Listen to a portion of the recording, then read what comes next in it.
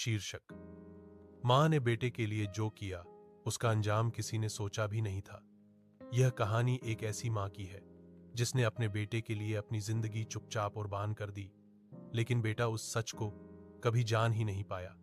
शायद जान भी लेता तो टूट जाता। रमेश एक छोटे से शहर का लड़का था। पिताजी बचपन में ही गुजर गए थे।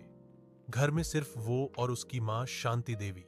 शांति देवी दिन में लोगों के घर बर्तन मांजती, रात को सिलाई करती और सुबह फिर से बिना थके काम पर निकल जाती। रमेश अक्सर कहता, अम्मा आप इतना काम मत करो, मैं भी कुछ कर लूंगा।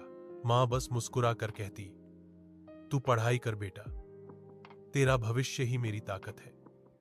रमेश पढ़ाई में बहुत तेज था। स्कूल में हमेशा फर्स्ट आता। टीचर्स कहते, इस लड़के में दम है, बस पैसों की कमी है।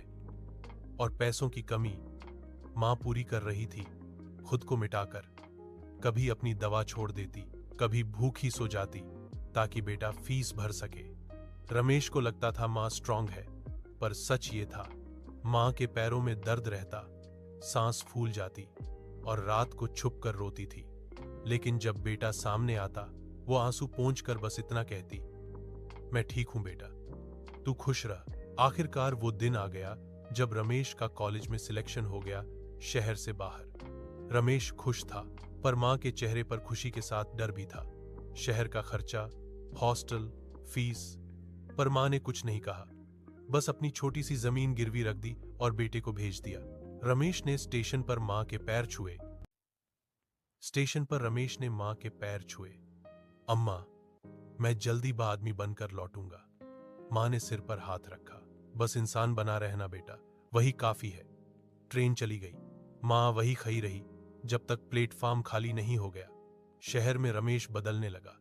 नए दोस्त, नई दुनिया। मां फोन करती तो वो कहता, अम्मा बाद में बात करूंगा, व्यस्त हूं।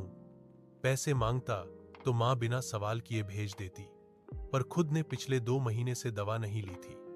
एक दिन मां काम पर गिर पड़ी। लोग अस्पताल ले गए। डॉक्टर ने कहा, इनका इलाज पहले हो जाता तो जान बच सकती थी।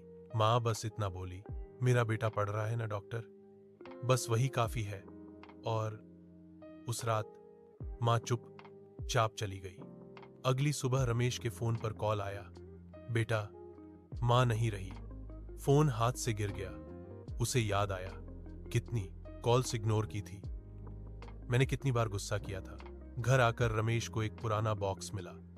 उसमें मां की सिलाई की रसीदें, गिरवी के कागज और एक खत मिला जिसमें लिखा था, बेटा अगर तू ये पढ़ रहा है तो शायद मैं पास नहीं हूं। मुझे माफ करना अगर कभी कमजोर दिखी हूं। मैंने जो भी किया सिर्फ तेरे लिए किया।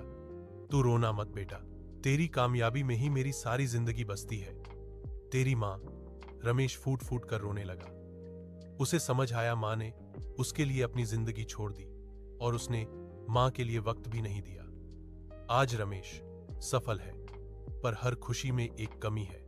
वो कहता है, काश मां जिंदा होती, मुझे पता चला कि मैं मुख्य रूप से सिर्फ एक आदमी नहीं हूं, उसकी वजह से इंसान बना हूं। अगर आपकी मां जिंदा है तो आज ही उनसे बात कीजिए, क्योंकि मां का प्यार बाद में याद आने वाली चीज नहीं होता। वीडियो अच्छी लगी हो तो लाइक और सब्सक्राइब करें और कमेंट में बताएं आप अपनी मां के लिए क्या करना चाहेंगे।